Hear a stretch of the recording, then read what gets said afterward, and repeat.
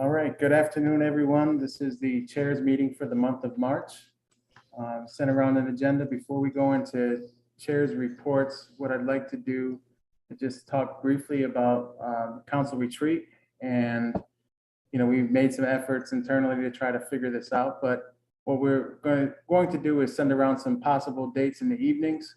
So either chief of staff or Katie will send that out. And we'll look to try to do something end of March, early April. If that fails, then we'll figure out, what the next step is from there. But hopefully we're able to find a time that works for all of us to get together. I think it's important that we do. With that, we can move into chair's reports, and I'll turn it to Finance Committee. Councilmember Gruber. Sure, thank you. There's only 2 items this month. The first item was the administration pulled it back and is being held. I'm sure we'll get more information about that at some point. But there's only 2 items. I don't think there's much to say about either of them, although I'm happy to answer any questions. I will say, hopefully everyone saw President Melendez sent an email yesterday after everyone provided budget input. James and Katie sent a memo to the administration, included very clearly in there that there's no way to properly aggregate 9 people's priorities into one document, and that there's, real encouragement for the administration to reach out to individual council members. So I hope they'll do that, but hopefully you saw the document, and certainly if you have any questions about that, you can send them over to me. I'll also share, Miguel, if you don't mind, can I share for a quick moment about the conversation on CIP and school board? Yeah. So historically, council has received the CIP budget, which for new members is the capital improvement project. So any major capital expense. James, what's the threshold? What defines capital? Geez, that's a good question, Mitch. I'm sorry, I don't recall. It used to be bonding, but with the city, we self-fund. So it's over a certain dollar amount. It's like hard infrastructure. Usually we've gotten those 50,000. You said? I want to say, but I might be wrong. Okay. Anyways, no big deal. Really, no big deal. But historically, council has gotten that budget first, then we've had a budget hearing about it in April, usually in complete isolation from the rest of the budget. We've made a decision this year to, instead of having that budget hearing, we're going to have a work session with the administration right after that comes out to be able to have a Q&A, ask people what's going on, hear from them what is in the CIP, and then we will weave in the CIP budget into our overall budget hearings. So that will now come on May 31st. In addition, on May 31st, we'll do the RCSD budget hearing. So now we have every date that's on people's calendar is up to date, should be good. And we'll have an opportunity now between our budget hearings and our budget vote to really have a chance to have some dialogue as a council. And I think that's a welcome addition. So that's where I am on the Finance Committee report. Any questions about that? Councilmember Gruber, I just want to add that today we submitted another item for Finance Committee. Came in as a tweener, and it's from actually the council clerk office, and it's related to our proceedings and getting those up to date. And so that'll be before the council, and I'm sure that Clerk Washington will be able to answer any questions if you have them. Either now or in the future. I have questions on that. Yes, Vice President. My question is, what the proceedings were being updated up until 2017, and so what happened to get us out of sync, and then going forward, what is the plan to have the proceedings published? Well, there are a number of things that happened to get us off track. I believe that information was shared with council in late December. If not, I can share it with you. We have we are contracting with General Code to do the indexing for us. We try to do it manually. It's a very time-consuming process to complete an index manually. So moving forward, we expect to contract with General Code to do the indexing. So this year, we'll be trying to catch up on the other years. As you know, we're still short-staffed in the clerk's office, but we're making every effort to catch up on those items. Yeah, that is a giant task. It really is. Was it always manual? It was. It was.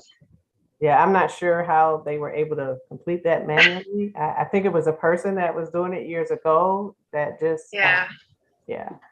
We tried it as a group and we spent numerous manpower hours last year working on an index and we still didn't get very far. So we will be contracting with General Code to complete the indexes moving forward. Oh, thank you for You're answering that. welcome.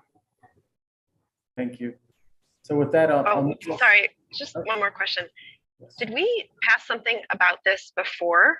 Because I remember seeing something, and maybe that's the email you're talking about.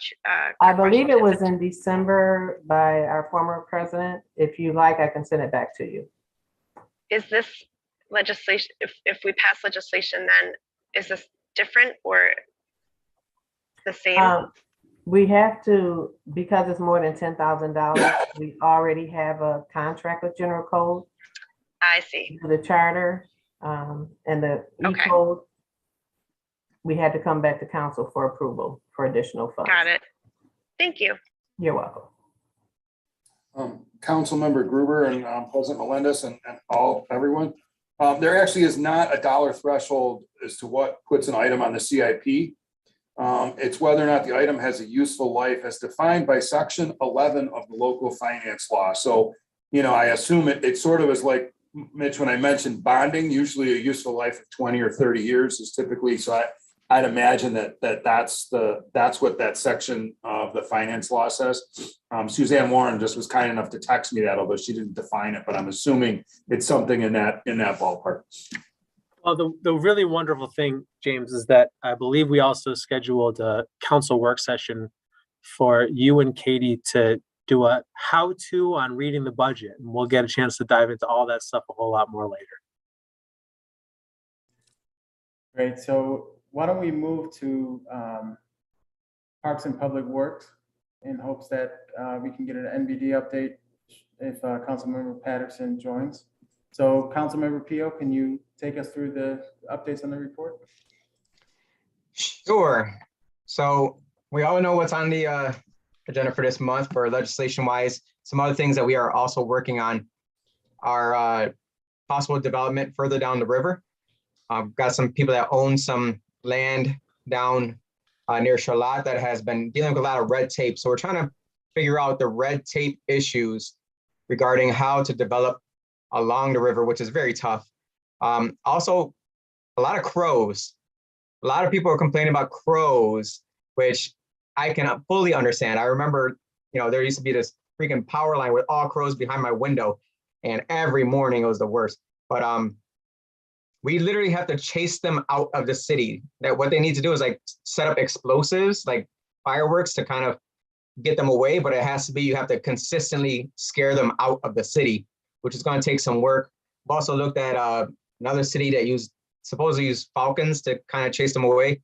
So working on crows, possibly looking at forward-looking attention on alternative ways to invest for quality of life concerns, like heated sidewalks. I know that's a far out idea, but we are potentially looking at what college students in the engineering department might be able to look at when it comes to hydropower to try and utilize the electricity off of that to generate something to work with the heated sidewalks for the areas that we don't get plows to. So it might help the bikers who are using those bridges and off-street sidewalks to get to and from work. Working a lot with the cyclists and pedestrian advisory committee. I know that Councilmember Gruber, you've been working with them for quite some time. they were excited to continue the conversations around making it easier for people to use alternative ways rather than driving vehicles. So I hope to continue that work for them as well. Working with RTS still and figure out these bus stop, the snow issues. It's getting to a point where hopefully it's not an issue anymore, but we need to look towards a future for when winter comes back around and when it snows again. And public bathrooms. We heard about it during the Speak to Council last month.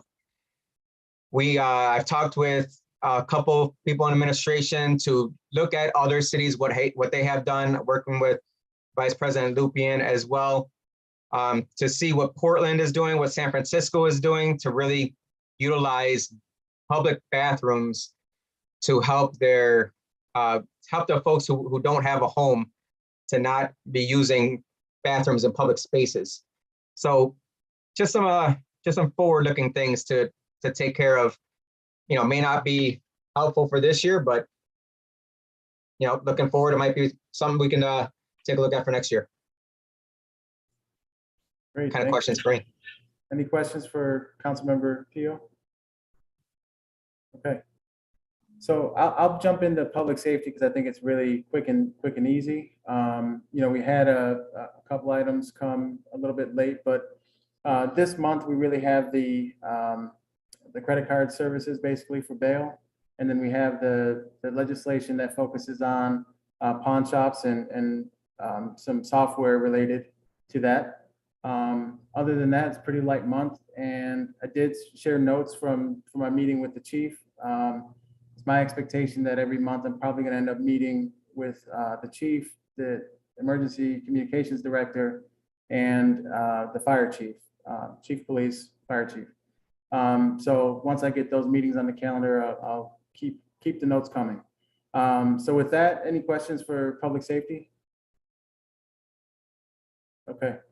Councilmember Patterson, the neighborhood and business development, anything you want to report on?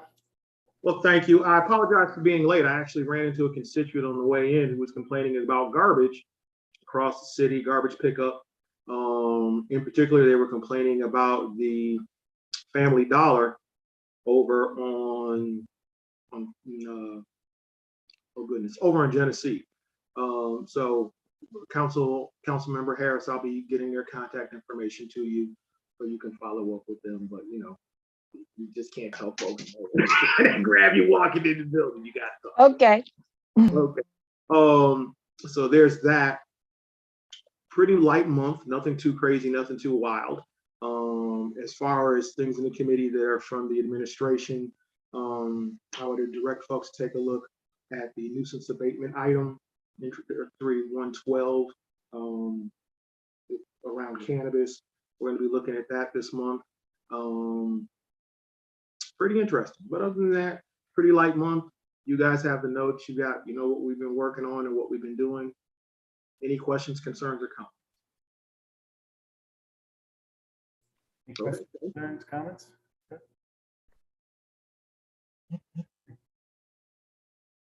All right, Councilmember Harris, Chairperson Harris, the Recreation and Human Services Committee, our first month with this in the cycle.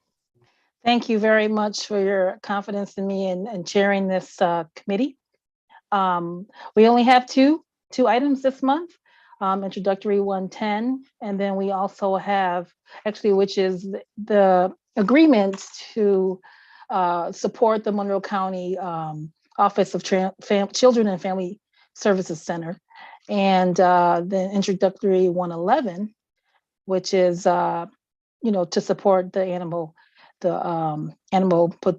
population control grant. There's a grant that's coming in for about $68,000 to support that program. So there's only two items.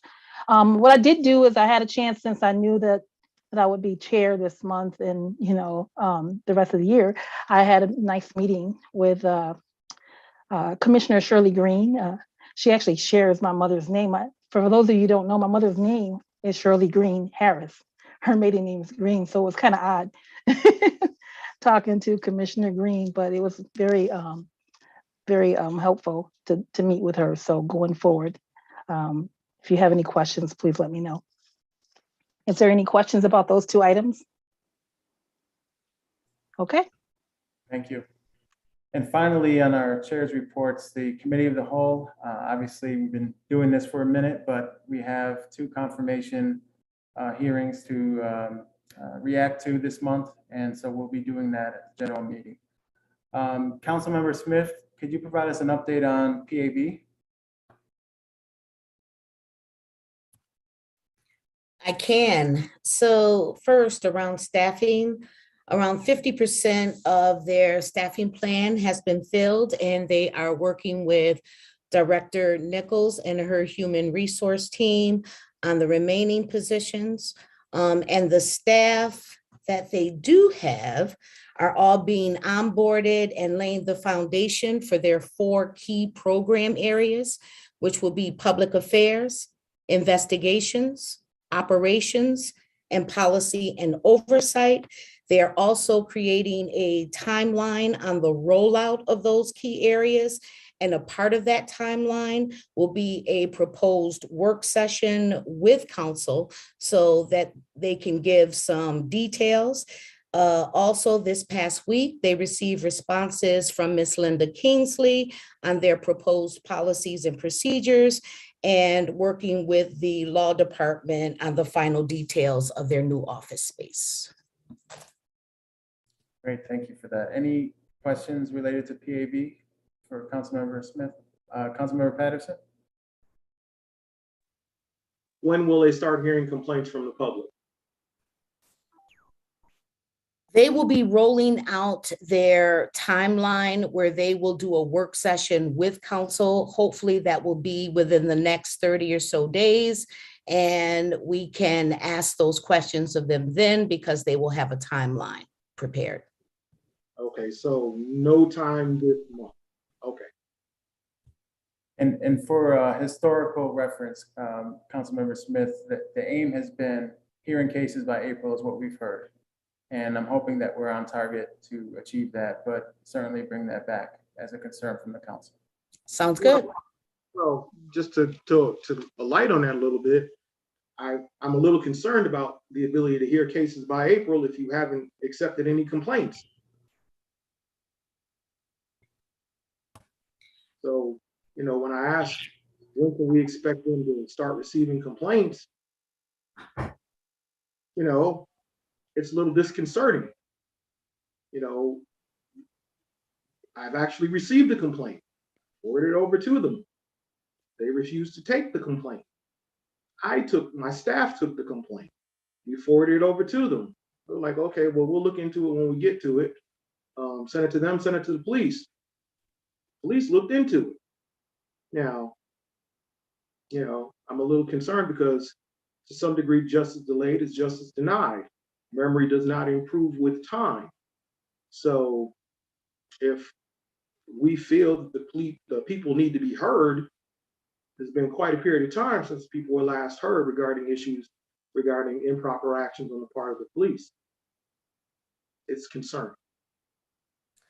So I understand your concerns, and I know that the PAB shares those concerns as well. And what they have in place now is an informal process for receiving and documenting all of those incoming complaints. They have also hired their primary senior staff who are going to be really diving into those and tracking them. But I think to President Melendez's point, with them having a deadline or a starting date for receiving those complaints of April, they appear to be what I have seen on track. And as people are trying to reach them, they do have an informal process for documenting all of those pieces. I'd also just like to add that I know that there were some significant delays with the executing the lease for the space and in hiring. They had anticipated moving into their space in July, and because of the obstacles, you know, they're hoping to do that within the next month, if I'm not mistaken.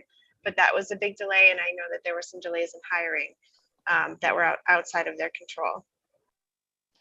Councilwoman Smith, can you share or can you have them share with us that process in writing so we can also share with our constituents. So Yes. absolutely. Yeah, so as I mentioned, they have submitted their policies and procedures to the law department. The last week was when the law department made their responses to their policies and procedures, and they are going to be working on the responses that came in from the law department. They're getting to that this week. It is a priority. But Okay. without those policies and procedures in place, I'm sure they would be hesitant to share anything formal. So what can we do informally? I mean, just accept it by email? Is that what you guys want us to do? What Councilman Patterson did by just accepting it that way and forwarding it on? Yes. Okay. Well, there's a lot of work to be done. I know that Councilmember Patterson shared with me, that process and some frustrations with it, but I think we need to get this rolling. And that's I think the concern of the general public is that there isn't a communicated process yet for how to engage this. So. Yeah, with the reminder that they have until April to get that process out. Okay.